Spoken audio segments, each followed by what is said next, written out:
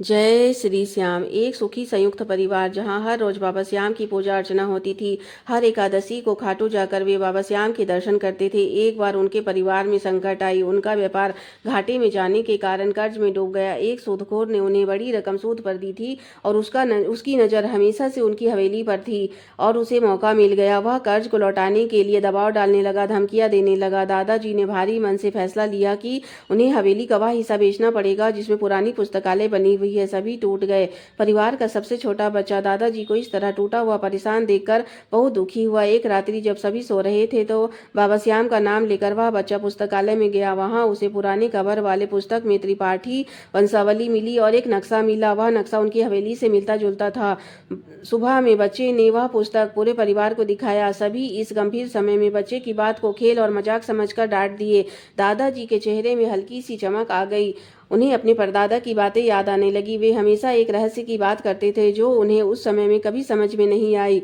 सभी ने मिलकर उस नक्शे को की पहेली को सुलझाया। पहली पहेली में लिखा था कि जिस पेड़ पर चिड़िया का बसेरा वहां मिलेगा पहला संदूक। सभी पेड़ के पास जाकर खुदाई किए तो एक संदूक मिला जिसमें रसोई के पास बनी चित्रकारी की बात कही गई थी। सभी उस रसोई के पास जाकर चित्रकारी को देखे तो उसमें श्याम बाबा की 3 बाण का चित्र गुप्त रूप से बनाया हुआ था। सभी ने पुरोहित से परामर्श किया। पुरोहित ने पूजा अर्चना करने की बात कही। पूजा अर्चना करने के बाद जैसे ही उस बच्चे ने उस चित्रकारी पर हाथ फिराया तो वह दीवार चरमरा सी गई और आगे एक मार्ग दिखा जहां एक कमरा था।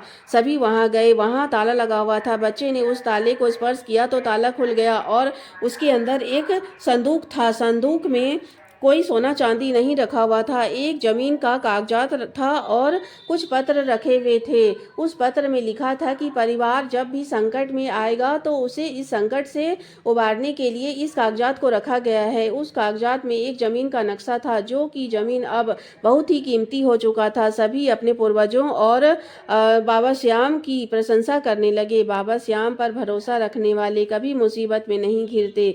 यदि मुसीबत घेर भी ले तो उनका नाम सच्चे मन से लेते ही भक्त अकेला नहीं रहता। बाबा श्याम उन्हें कभी अकेला नहीं छोड़ते। इस तरह से बाबा श्याम ने उनकी इतनी बड़ी मुसीबत से निकलने का रास्ता इतना आसान बना दिया। हारे का सहारा बाबा श्याम हमारा।